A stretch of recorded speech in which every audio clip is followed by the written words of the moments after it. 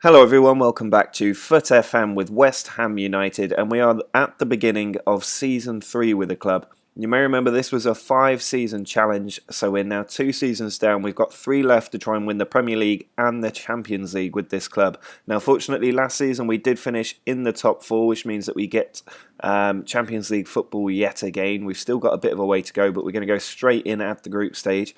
We're going to get through the friendlies today. I won't show you those matches, we'll just get through them. We'll hopefully do a few transfers. We've got a 100k pack to open for finishing 4th last season, and then we'll play our first game of the season away against Liverpool. Now, there's not been much transfer news to tell you about. I think a few players will be leaving the club, and I might, depending on who's in the pack today, bring some players in because we've got over £500,000 in the wage budget and £64 million in the transfer budget. So if we sold a couple of players who we maybe don't need, that could free up a lot of space in the squad to really go for a big title challenge, if not Champions League challenge this season, because the squad is so strong. But the first thing that we need to do is open a 100k pack after finishing in the top 4. We actually finished 2nd last season, if I remember right. And in the pack, we do have Danny Rose at left back, Thauvin on the right wing is usually quite a good player. Muslera's not too bad. Eric Dyer could be a decent shout. He's quite a good youth prospect. He's probably quite good at this stage in the game as well. Kostic, Wes Morgan, John Obi Mikel, Danny Ings. We could get Danny Ings in. Aidan McGeady. There's not really too many players in there that I'm all that interested in. I think Eric Dyer is maybe the only one jumping out at me. Let me know in the comments if I missed somebody obvious. We might bring Danny Rose in, but I don't think he's that good in this game. Same for Yannick Bolasie. I don't think either of them are that great, but I might have a quick look, see if they're of any use to the team, and then we can bring them in. Well, I have decided to bring in Eric Dyer in the central midfield because he can play in defence or the central midfield, which is very helpful to the team. If we put his ratings compared to other people, we don't actually play with a defensive midfielder, but in defence he's up there with Mark Bartra and Paulista. And in midfield, he's also one of our better centre midfielders alongside Dele Alli and Rafinha. So I think he's a very good player to bring in. He also weakens one of our opposition by taking one of their better players, and he's English, so that will definitely help us with our stats. But let's get through pre-season, get through the transfer window, bring a couple of players in, maybe see a couple leave, and then we'll take on Liverpool in our first Premier League game of this season. We are now the other side of pre-season, and it's the eve of our first Premier League game against Liverpool. But there's quite a lot to tell you about. The first thing that we'll do is have a look at the run of games we had in pre-season. And as you can see, we scored an awful lot of goals. We won every single game as well, getting at least 3 goals, usually over 5. A 15-0 victory as well was particularly impressive, with 5 goals for Williams.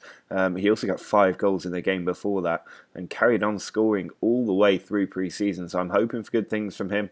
Now we have had a good run. We've got a decent run of games to come as well. Brentford are apparently in the Premier League this season, which should be a nice easy 6 points over the course of the league season. Also going to be back in Champions League action. We are expected to win the Premier League this season. I think that's my goal as well. But it'd be nice to have a good run in the Champions League if we can do it. So the transfers, there's been quite a lot going on. There's been a lot of bids coming in for Anthony Martial. I've got no desire to let him go anywhere because he is such a brilliant prospect and he's had a brilliant couple of seasons already in the game. So he's not going to go anywhere as far as I'm concerned. But we have let some players go and we've also brought some players in. So the main players to go, the first one, Ander Herrera, for up to £33.5 million. He's gone to Monaco. He was just a bit of a rotation player, so when we got the big bid come in for him, I bumped up the price and I thought, why not just let him go?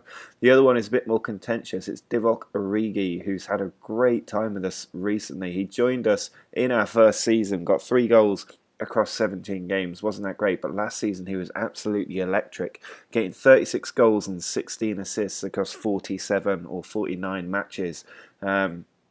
27 in the league in 35 games, not bad.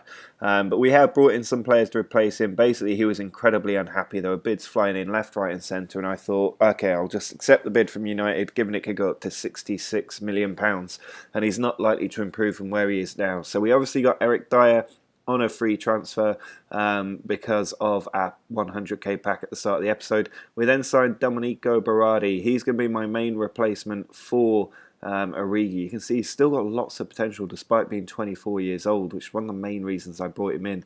I've never seen him really develop into a great player in this game. Previous versions of Football Manager, he always did. So I'm hoping we've got one of those nice potential ability ratings out of him this time. Diego Costa, we've brought in as a bit of a rotation player. He's still a good player. He's 29 and he can definitely do a job.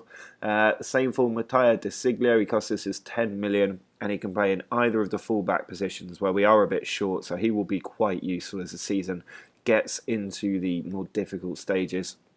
And the last one is £47 million for Roberto Firmino, which is a bit contentious, but I saw him on the transfer list and I couldn't be bothered to scout out a very good striker. We had a lot of money left after letting Origi go, so I thought we'll just bring him in. He can also do a job up front. So overall, I'm reasonably happy with our transfer business. I think the team is better fleshed out. We already had a good core 11, so bringing in some extra fringe players will only strengthen the team going forward. The other news to tell you about is that I was offered the Spain national job, which I declined because I'm not that interested in international football and I don't think it fits the theme of this series with the packs. I wasn't sure how you could bring packs into international management. Then I was offered the Liverpool job, which was also quite interesting. They've been struggling, but they offered me a £150 million transfer budget to take the job. I went for the interview, but that was only so that I could bump up my salary at West Ham. I don't know about you guys, but I love trying to get the highest possible salary in this game.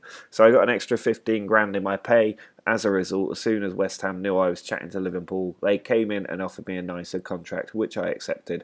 I am going to see out the last 3 years at this club. I'm not going to look at moving somewhere else and carrying on the pack system. The West Ham team is by far the strongest team in the league now, I think. And if we get lucky in the packs, we'll be able to bring in even more great players. Now, there is also a new tactic on offer. It's a 4-3-3 press and pass, which I downloaded from the FM Scout website.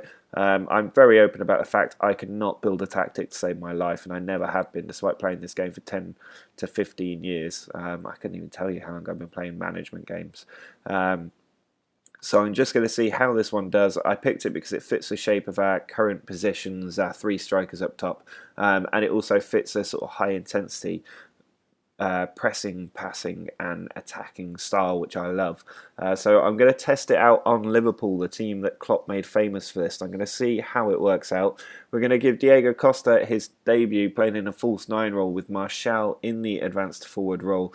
Inaki Williams also playing false nine, so they'll drop a little bit behind Martial. Rafinha is going to be the advanced playmaker. Dele Alli and Carvalho are going to be the ball-winning midfielders, with David Alaba, John Stones, Jonathan Tah and El Said Haisaj making up the back four. Ter Stegen continues in goal. We've got a couple of debutants on the substitutes bench with Eric Dyer and Berardi both on there. So I think overall this squad is very strong and it's got strength in depth now as well, which is going to be crucial. So I'd like to see us beat Liverpool and then we can kick on through this season and hopefully win the Premier League. Klein to Henderson, edge of the area, finds Markovic. Henderson with another chance. He's been allowed to walk into our box and he's put that ball in the back of the net. The defence did absolutely nothing. They may as well have not been there. Rafinha forward to Diego Costa. There's Martial in a good position. He's got Williams with him if he needs him. He does find Williams, who finds the back of the net. He looked very good in pre-season and he scores on his first game this season. Rafinha's free kick, edge of the area, blocked, comes back to him. He goes again, and this time it deflects into the back of the net off Lovren, which makes it 2-1 to us at Anfield. Biglia with the corner, cleared out by Dele Alli, but only as far as Coutinho, whose effort has deflected into the back of the net to bring Liverpool back on terms. Coutinho, edge of the area, finds Biglia, strike charge down. Nathaniel Klein comes forward, finds Markovic. He's taken it to the edge of the box. It's deflected to Alberto Moreno, who buries it in the back of the net. We've been pegged behind by Liverpool. Alaba has done something there. I think he's shoved Markovic allegedly, and he's given away a penalty when there was no danger whatsoever from the ball over the top. Biglia's penalty, and it's gone past Ter Stegen far too easily. We're going to get thrashed on our first game. Alberto coming down the left flank. Ball taken out by Dele Alli. He's running forward, finds Martial, who lose the ball to Sacco. It's with James Milner, who finds Markovic.